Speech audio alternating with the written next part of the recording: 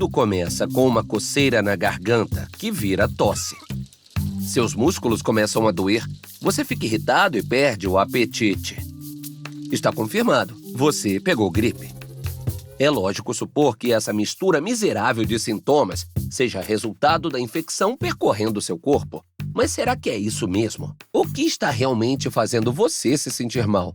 E se for o próprio corpo que está provocando esse ataque cruel? Você adoece quando um patógeno, como o vírus da gripe, entra no seu organismo, infectando e destruindo suas células. Mas essa intrusão indesejada tem outro efeito. Alerta o sistema imune sobre o que está acontecendo. Assim que percebe a infecção, seu corpo parte em sua defesa. Células chamadas macrófagos avançam como linha de frente, localizando e destruindo os vírus e as células infectadas. Depois disso, os macrófagos liberam moléculas de proteínas chamadas citocinas, cuja função é recrutar e organizar mais células do sistema imune para combater o vírus. Se esse esforço coordenado for forte o suficiente, a infecção é eliminada antes mesmo que você perceba. Mas isso é só o corpo preparando o cenário para a ação.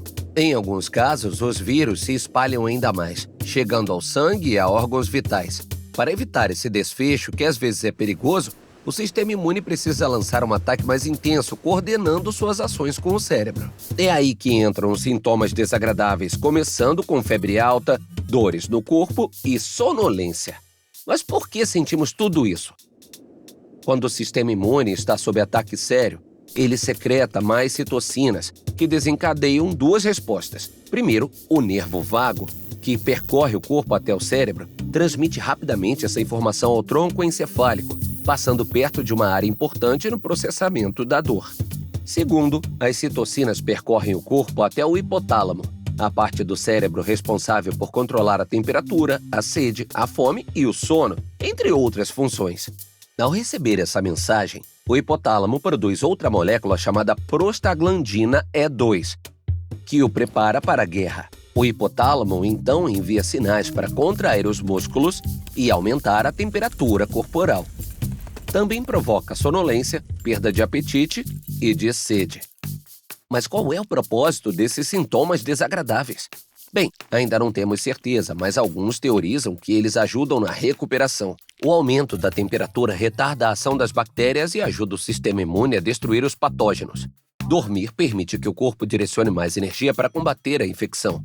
Quando você para de comer, seu fígado pode absorver boa parte do ferro do sangue. E como o ferro é essencial para a sobrevivência das bactérias, isso as deixa sem alimento. A diminuição da sede provoca uma leve desidratação, o que reduz a transmissão por meio de espirros, tosse, vômitos ou diarreia. Embora valha lembrar que se você não beber água o suficiente, essa desidratação pode se tornar perigosa. Até mesmo as dores no corpo aumentam sua sensibilidade, chamando a atenção para cortes infeccionados que estejam piorando ou causando seu mal-estar. Além dos sintomas físicos, a doença também pode deixar você irritado, triste e confuso. Isso acontece porque as citocinas e a prostaglandina conseguem atingir até estruturas mais altas do cérebro, alterando a atividade de neurotransmissores como glutamato, endorfina, serotonina e dopamina. Isso afeta áreas como o sistema límbico, responsável pelas emoções, e o córtex cerebral, que está envolvido no raciocínio.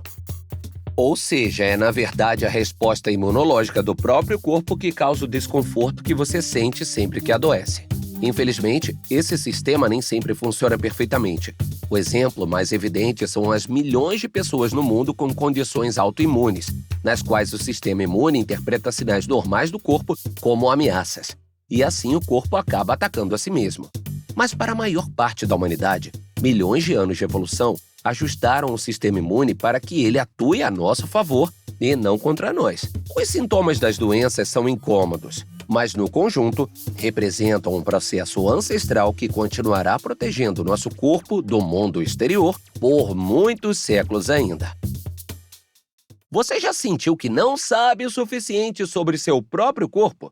Inscreva-se neste canal para aprender sobre tudo, desde calvície até crescimento muscular e por que temos cabelo em lugares tão aleatórios. Fique ligado e fique curioso.